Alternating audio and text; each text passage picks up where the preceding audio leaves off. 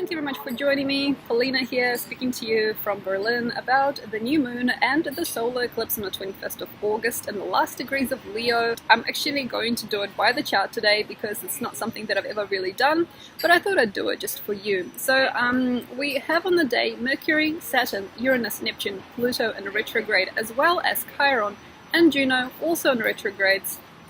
So it's not only a very, very intense eclipse, it is more than that. It is like the depths of you is getting refurbished. If you can imagine, there was a depth or a volume of yourself, and in the unconscious and in a very unlikely way, it is going to become incredibly increased and is going to become incredibly filled. However you are, whatever you are, if you never thought you would, you might. So for an instance, if you never thought I would fall in love, this is the time.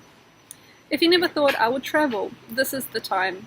If you never thought anything at all, it will maybe manifest here in a very peculiar and surprisingly strange and entertaining way. The best part of this type of energy, as I'm feeling it now, is the connections. With these oppositions that I'm seeing in the sky, and I'm actually looking at a chart like usual, with these types of oppositions in the sky, we are fearing it as well. We are fearing. So it is not just a change, it is a fearful shift.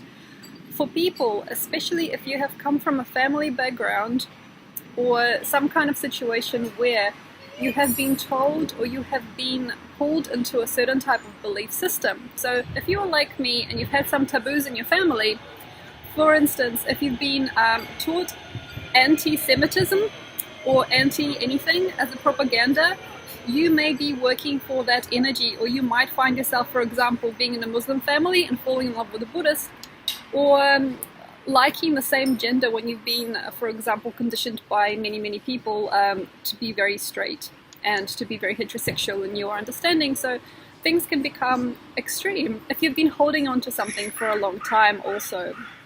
For example, if you're somebody like me and you've been holding on to an identity or you've been traveling and you've decided for yourself that that's all you're going to do, or that is all that you are, this might change. So things are feeling incredibly mutable this year in general, as we're having a very strong composition in the sky made mostly of mutable signs, and it's mostly it's a nearly maybe coincidental thing for many, but the communion with people and the communion within oneself and the nervous system is going to get upgraded during this time, and then by the end of this first year in February we might actually have a completely different thing to say to ourselves or about each other. So it's an interesting time to get stimulated and even to get forced into growth. It is an interesting time to concern yourself with somebody else. It's a really cool time to discover something or somebody. It's an interesting time to create any type of strange catalysts in your system that you can. Although, if you are going for it and you're thinking, for example, along the lines of tablets and nutrients and creating a catalyst for growth, this may not work for many, but for some it might. So in terms of creating a new system of diet, in terms of creating a brand new idea of who you've come to be, about learning about new culture, religious aspect, or using a new culture or a new type of prism to define yourself or redefine what you thought you were, this is a really good time. The best part of this type of moon is the worry, actually. When you are in this point during this type of eclipse, you may need to go into it. In the darkness, you might find an aspect of yourself unravel and clear. So occasionally things can change places. Things can change places and things can become not what they seem. For instance, you might actually find that your belief system isn't in light. Or you might find that what you've been holding on to for dear life isn't real. You might feel that suddenly the voice of reason or the part of your life is actually not what it looks like.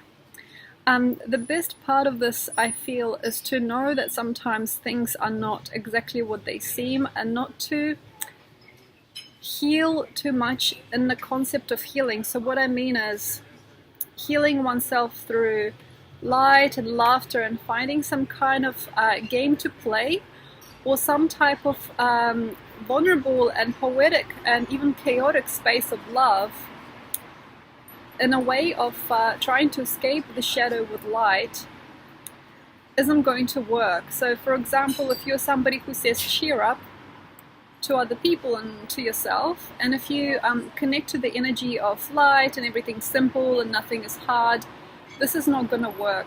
If you, however, are perhaps like me and other people trying to develop more of your shadow, because many of you might now understand that shadow actually has a lot more capacity for magic than we might realize, and it's not about dark magic or dark arts, it's more about using that frustration, that shadow that you hold inside to generate bigger things, because in the biggest, baddest thing sometimes is the greatest light, and we might not see it, we might persecute ourselves, we might judge ourselves for something, but in the end, it that holds a lot of shadow can create a lot of light, just like coal and the darkness, of earth creates diamonds, and the womb of the earth creates crystals and gold. So it is not something that I perhaps have ever thought about, but during this time, the shadow that we fear and the darkest place that we can see, and the biggest anxiety or the biggest depression that we face during this time, is quite likely to suggest to us a new beneficial part. So without gazing it in the face, without looking at it, without actually trembling and seeing that this is actually perhaps bigger than I, this is bigger than you and me, without looking at it, without connecting to it, sometimes we bypass things.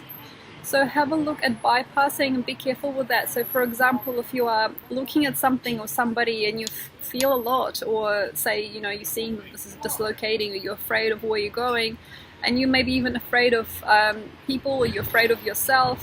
If you are in this really interdimensional phase, you're not in and you're not out.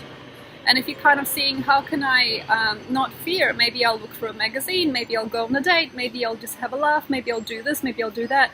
And you're bypassing, or you're not actually using this time to look at your fear. It may manifest in other ways, or it may not give you that crystalline, how can I say, the silver lining. The silver lining of the storm cloud may not appear to you, so that lesson or that truth or that wisdom may not be learned. Because, for example, if you are walking along and you're kind of living life between lives, and you're sort of just walking and seeing what life has to give you, it is not really living unless you're feeling something. And this type of energy definitely pulls me in as a sort of a frequency of complete abandon for some of us, and complete fear or disintegration. There is something really rocky and something a little bit like uh-oh in the air, also with all these retrogrades in the sky. And it feels to me, and I feel, if you're not with it, if you're not with this feeling, then where are you? If you're not feeling this kind of trembling in the sky, if you're not feeling this uncertainty, if you're not feeling a slight hint of dis-ease, because we are almost Virgo here, if you're not feeling like something's wrong, then how is it going to be right? It's really interesting, because I find it really hard to sometimes, as a first house moon, to look at difficult situations. But I feel that without that little bit of fear, and without that little bit of apprehension, and that little bit of flustering, we are not really real. We're not really knowing, because how can we reach full wisdom if we haven't been in a disintegrative process? How can we truly crack the code if we haven't been first punished by it? It's like, how can we really attach meaning to something if we haven't fully felt it, or we haven't fully been it? Like, what is that which we're looking for if we're not afraid, but we kind of are afraid to feel? And this is an interesting thing, because fear has many faces during this time, as I'm feeling that fear can come in different vortexes, and it might be actually the fear of pregnancy, or when somebody's already got children, or the fear of mother passing on when there's nothing wrong, or the fear of conditions that are laid by in your relationship, the fear of a friend. It could be a fear of money, of having a little bit too many things given to you.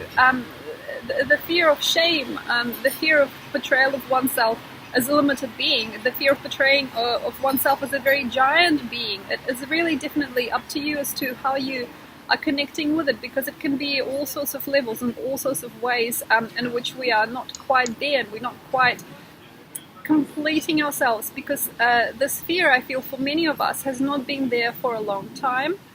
And it is kind of like a backwards and forwards. It's like a little game. It's like ping pong that never ends. Like, I'm afraid, no, I'm not. I'm afraid, no, I'm not. You know, I'm open to receive. Oh, hang on, I don't actually want to receive.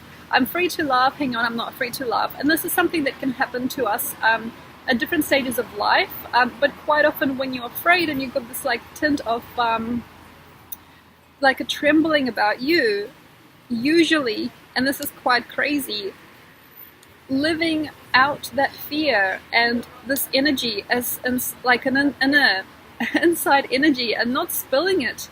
You don't need to spill this energy, because sometimes the fear of something can bring about something else, or it can create in you a new sensitivity. And that's actually what I've done recently. I've had fear after fear for the last month, and I've been just spilling them out. I've just been circulating them and allowing them to go into the ether. But it is really actually interesting here to touch your soul inside, or that fear, you know, to touch inside what is that feeling. As it feels to me, it'll eventually crack open and show you light if you nurture it. But if you throw it away and you just bypass it, like I have just done recently, if you bypass this fear, your inner depth isn't evolving, and your inner spectrum is just there, is just on the surface. Having another person fear for you is something that can happen sometimes if you are not using your own fear to connect to yourself. For example, if you are not using the fear of you being lost, somebody else will be losing you, or somebody else will be trembling about you.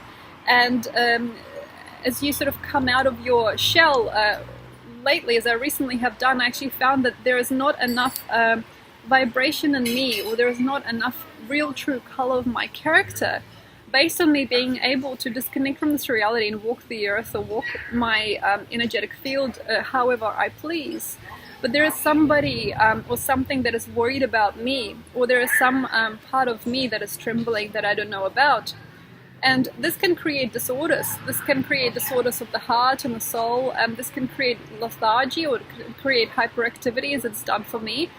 But occasionally, if you're not really facing your fear, it's like you kind of become eternally free in some sense, but there's also parts of you that are not covered, and then greater work isn't done. So maybe having a look at that, and if you are somebody who likes to bypass information that your body's telling you, if you've tried to explain something to somebody, or explain somebody something about yourself, and you haven't actually touched that inside you, where does it leave you? Where is your depth of character? What does it say about you if you're not afraid, but you're always walking? What is it about you if you can't look at a person in the eyes? Cataclysms like this is what people receive their deepest and most drastic changes. So maybe having a look at that. Another thing is also we've got a trine and we've got a few. I mean, I'm looking at the chart now, and it's between Uranus, Saturn, and the planets Mars, it's not planet Moon, and Sun. So we've got a triple whammy. I mean, really, with this trine, it's like, do what you think or you thought you might one day do. It's like you are connecting here between these fiery energies of Aries, Sagittarius, and Leo to create something. But this is the thing, is that we don't have enough depth to really take advantage, or do we? Okay, because it feels to me that this is a chart, as I'm looking at it now, beyond time. It feels to me that this is a perfect shifter, and it's a crazy one. It's like you can just walk away from your home. It's like you can just drop everything and become somebody new. You can create for yourself a presence. You can be suddenly incredibly involved with something or somebody. You can just, at the drop of a hat, you can just do it. At the drop of a hat, you can admit something to another. At a drop of a hat, you can climb a mountain, or you can do some really, really incredible feat at a drop of a hat. But surprisingly, even though this energy is golden and it vibrates to me like diamonds, like, you know, this is how I've explained before, how the earth creates these beautiful things within its womb. This is really, really perfect for you if you don't know who you are. And as you've noticed, all this month and leading up to it too, I've been talking about not knowing who you are. Not knowing who you are. I don't know what I'm capable of. I don't know what this is about. I don't know what my standards for me are. I don't know what is within my behavior and what is within not my behavior. I don't know what is me and what's not me. I don't know what's appropriate. And this is exactly how come, because this is like a diamond shower, and you've got to have the right hat to catch the diamonds. You know, it's like you got to be onto it. It's like you are probably going to be, if you are free enough, presented with an ideal that's yours. You know, you're probably during this time going to be presented with a concept, or you're going to be given some kind of like a different dimension to just walk through if you are free, or if you are not thinking about the next day and the next day and the next day. How come also it's really important not to think and not to use your mind to an extent, because when you're thinking, you're creating patterns and you're creating like a formative reality which is no longer able to receive anything new, especially as time goes by. So if you, for example, have been learning and studying, say you are in a degree and you're thinking 3 more years and I finish, or 2 more years and I'm done, or you're thinking I'm going to marry and then I'm going to have a home and then I'm going to have a child and I'm going to have all those beautiful things with only this specific person, this might basically bend you a little bit. And this retrograde full energy, this amazing enriching this amazing richness will pass you by if you're not feeling, if you're not pushing and pulling, if you're nobody to yourself and you're just a cardboard cutout that walks in and out of life, as I've done as well. I mean, most of us have probably felt on this autopiloted way where you're just kind of walking through eternity and you're just doing the things, you got the schedule and the schedule is keeping you together. If you're under the contract, if you're contracted to engage with somebody or something, or your work or yourself in a very, very particular way, this incredible portal can totally pass you by.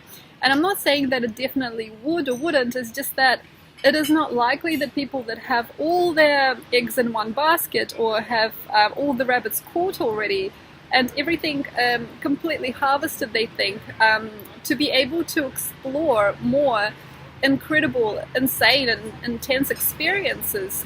Those people that aren't sure, and those people who are unable to sacrifice any more time, because we had sort of like an interesting psychosis in the last few years as people that find it's really hard to sit at work. It's really difficult to concentrate on somebody not interesting for you. It's not easy to concentrate on tasks that are not fulfilling. It's not easy to listen to music that, you know, is vibrating to an uncomfortable wave. It's not easy to live in a city which doesn't give you back enough light.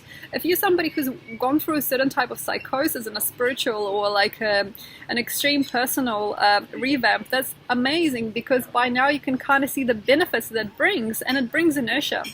And if you are heavy with light, what I mean is, if you're entrenched in this feeling of inertia, and maybe this is an interesting also paradox, and if you can't emote anymore and you're not actually distilling energy anymore, this might not be enough.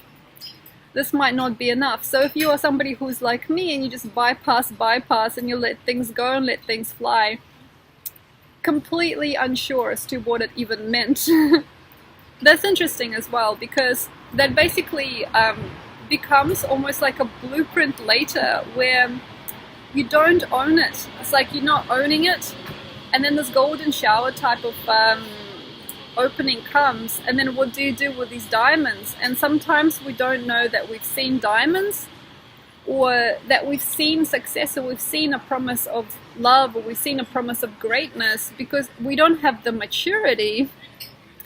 We don't have the maturity and the inner value system developed enough to receive it. And this is something that I've done for many years, I think, because I've been bypassing and I've been connecting to eternal glow without having to really worry about what I feel. So when you are somebody who's like me and you've shed the moon, that's actually something quite interesting. If you are shedding the moon, so for example, women who are no longer in the moon cycles, because they've designed it like this, it's not because it's time, they just don't want to be. You know, if you're somebody who's designed a life where you're no longer emotional or romantic, and if you are creating a life for yourself where you don't any longer feel along the same lines as other people feel, and you just see God or you see love as a mighty overall energy of all creation, and you just see the love of all things as just that, it might be an interesting opportunity to succumb to something very different during the eclipse. And this may feel very strange, but people can suddenly have big gushes of sadness, or a huge need for wind in their sails, and it might be somebody that you don't expect. So under this energy, definitely people can lose it all and see that they haven't got enough depth and plunge into depth. So for example, people betraying their families, walking away, running away, suicides, everything like that is very, very likely if people are not able to hold enough light as well as shadow at the same time. So why not ask yourself, how have I been deepening and how have I been shallowing my life? And what exactly did I claim myself to be as well? What did I even claim myself to be? If you are really, really kind of like dirty in needs and wants and frequencies, like, oh, I'm desperate for air, I need love, or I need something. If you are like that, underneath the current of simplicity, that's quite interesting as well. So if you're somebody who doesn't believe that they're needy when they really are, or for example, if you're somebody who never wanted anything and you never asked for anything, but there is something that's missing, or if you're somebody who is, especially like with health and vitality, is missing an element in your system, or you have some kind of a disorder or decomposition of certain parts of your body, like something's not working, something is falling away, something is frustrating you, but you never really think about it. Say, for example, you've got nervousness and it's always there, you've got like a natural sort of inclination to get really sick, but then you get really wise about it and you say, oh, it's okay. So it might not be enough to say it's okay. You might actually have to succumb or surrender to something. It's an interesting time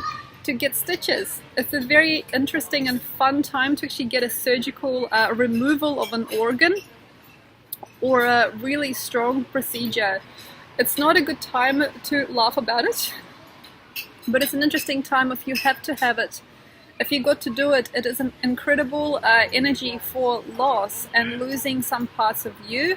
And it's a very good energy to also understand those parts that are missing or things that are not working. For example, if you have some kind of missing links in the body, if something's not working, if you are always on edge, if something's not functioning, if you've got blood or liver damage, if you've got anything like that, it's an incredible time to get that fixed, looked at, or understood finally as to why you've got fatigue, why you've got these symptoms, because it's an interesting, intricate time to pull inside the dark. And another thing that I probably would need to mention, and this is one of the last things, is desire.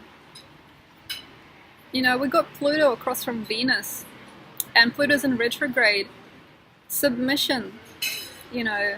We got Mars and Moon meeting in the sky before the eclipse. I mean, we have this hole to fill, you know, within the masculine and the feminine, but it doesn't just feel, it's almost like I'm at the end of my heart.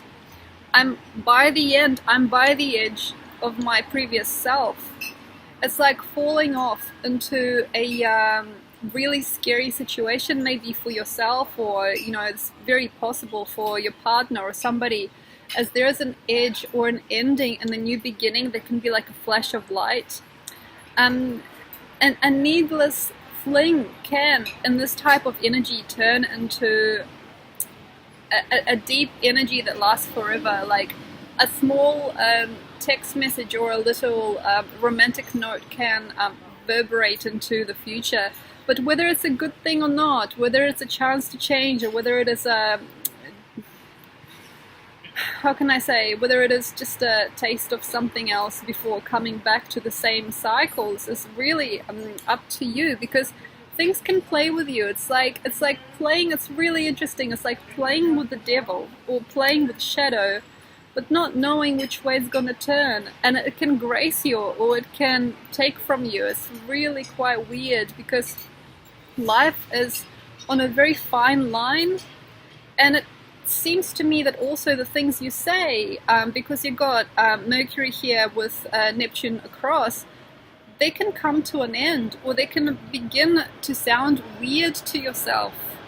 Things that you are talking about could start venturing into really strange degenerative dimensions also. So lying or not lying, and then understanding that you are, or never ever wanting to tell the truth, but suddenly, everything cracks and it all comes through. So really strange degenerative ideas can come through. I mean, if people are talking and are like, they're sort of ambiguous to the changes that are happening in their system, they really don't want to connect to the greater connection with God, with people, or to feel anything, it can degenerate. People can degenerate, not know about it. It's an interesting way that sometimes people's minds can take a turn. So you can go from genius to nothing. And this is also hard as well the other way.